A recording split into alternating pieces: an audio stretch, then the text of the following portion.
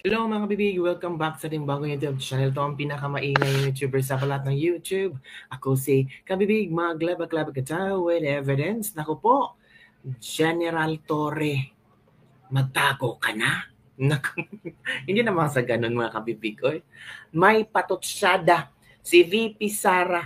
This time, nagsalita na si VP Sara kay General Torre. Laban kay General Torre. For the first time, ang daming mga insidente na dapat talagang magsalita si VP Sara laban kay General Torre. Pero ngayon sa isang campaign rally sa District 3 ni Isko Moreno, aside from binanatan niya si Chihuahua, binanatan niya mga kongresista doon, nako binanatan din niya si General Torre. Ito kabibig ha, pinapanawagan ni VP Sara sa mga Maranao na kayo na ang bahala kay General Torre. Nako, anong ibig sabihin ni VP Sara dyan? Nakakaba naman yan mga kabibig. O, manood kayo sa video ha, kung saan special mention talaga ni VP Sara ang mga Maranao na kung saan pangalan ni General Torre, mga Maranao, at sinabi niya, kayo na ang bahala kay General Torre. Oo naman, nasaktan talaga si VP Sara sa ginawa ni General Torre kay Pangulong Rodrigo Roa Duterte. Wala namang anak na manhid at hindi masaktan. Di ba mga kabibig? Ngayon, alam na natin kung ano ang pinopoint out ni VP Sara. Alam na natin kung gaano siya nasaktan at kung gaano siya kagalit kay General Torre kasi nagpapahiwatig na siya. She's instructing the Maranao or inutusan niya ang mga Maranao na sila nang bahala kay General Torre.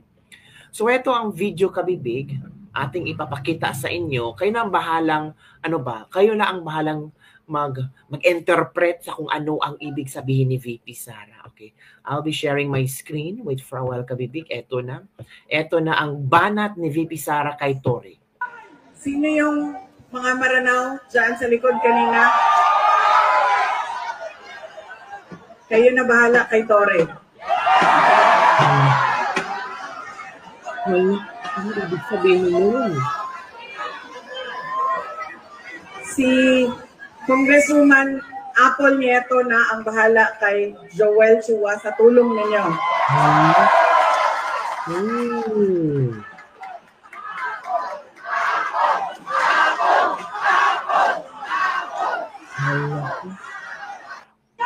Sino yung mga Maranao dyan sa likod kanina?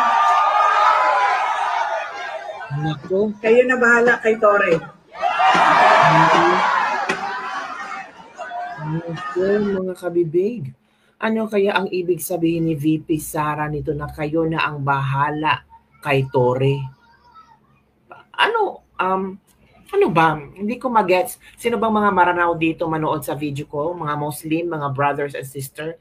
Nung sinabi ni VP Sara, sino dito ang mga Maranao? I think may nakita siya mga Maranao sa likod. So sino dito ang mga Maranao? Kayo na ang bahala kay Torre. Hala? Baka ma-misinterpret na naman si VP Sara. Baka sabihin niya naman ako, nagbabanta na naman si VP Sara. Baka kakasuhan naman ni General Torre si VP Sara kasi pagbabanta sa kanyang buhay. Ano? Ang sinabi lang ni VP Sara, mga Maranao, kayo na ang bahala ni General Torre. Diba? So anong ibig sabihin ni VP Inday? Baka ang ibig sabihin ni VP Inday, baka ang ibig sabihin ni VP Inday na kayo na ang bahala kay General Torre, ipagpasensyahan na lang natin. Ganon talaga ang ugali ni General Torre. Or ipag-pray lang natin, baka magbago ang ugali ni General Torre or baka makita na ni General Torre kung ano ang mali at tama. Depende kasi ang word na kayo na ang bahala ni General Torre. Pero naman, don't worry VP Sara, ipag-pray namin si General Torre. Kami na ang bahalang mag-pray para sa kanya. Diba? Yung mga kabibig.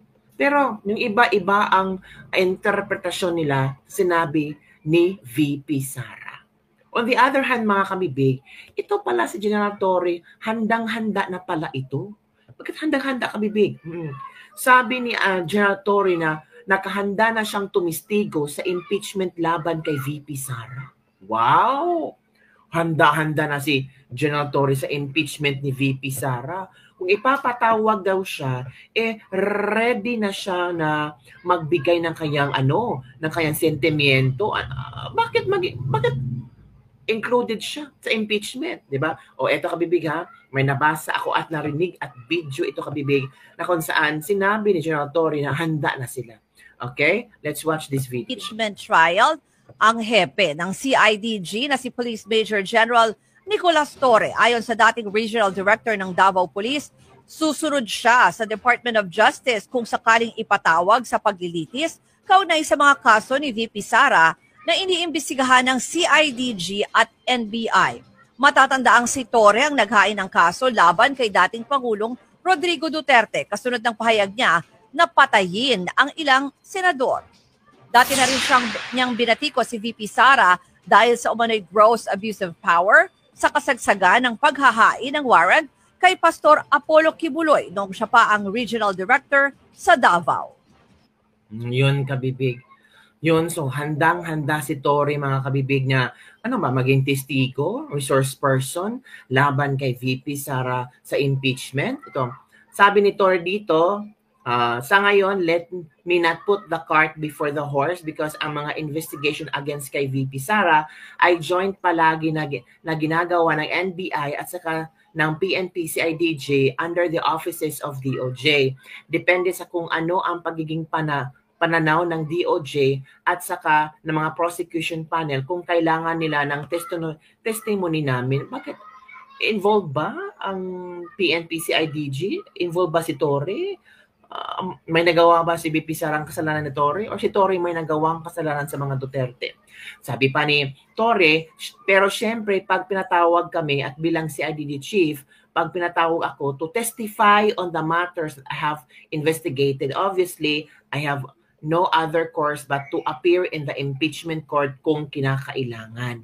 So excited din pala si Torre na mag-appear sa impeachment court at natural, it's against VP Sara. 'Di ba mga kabibig? So ano ang iyong komento tong hinggil sa mga issue na pinag-uusapan natin ngayon kabibig? Grabe no. Parang sa nakikita natin ngayon na biglang pagsulpot ni VP Sara, maraming mga politiko ang gusto siyang makasama sa stage. Maraming mga politiko na gusto siyang kukunin at maging kumuha ng endorsement sa kanya. Si Mayor Isko, in-endorse ni VP Sara, ang grupo ni Mayor Isko in-endorse ni VP Sara, pinuntahan talaga ang campaign rally ni Isko Moreno at ni Apple Nieto, 'di ba? So, makikita mo talaga kabibig na grabe ang hatak ng mga tao. Every now and then makikita natin si VP Sara social media na yung mga taong umaatake noon kay VP Sara, mga congressman na umaatake noon kay VP Sara, nabaliktad. Si VP Sara na yun ang umaatake sa mga congressman. Mahirap kasi mag-react ang mga congressman ngayon. It's because yung iba ay tumatakbo, ayaw nilang masira yung pangalan nila. So they're very careful on how to react sa mga statement ni VP Sara. So ngayon, nabigyan nila ng panahon si VP Sara to attack them. Ang delikado nandito mga kabibig ay tumatakbo sila. Walang mawawala kay VP Sara. Sabi ni VP Sara, walang mawawala sa akin kasi hindi ako ang tumatakbo.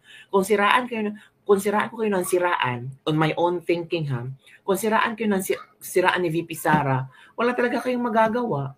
At masisira talaga ang mga pangalan niyo.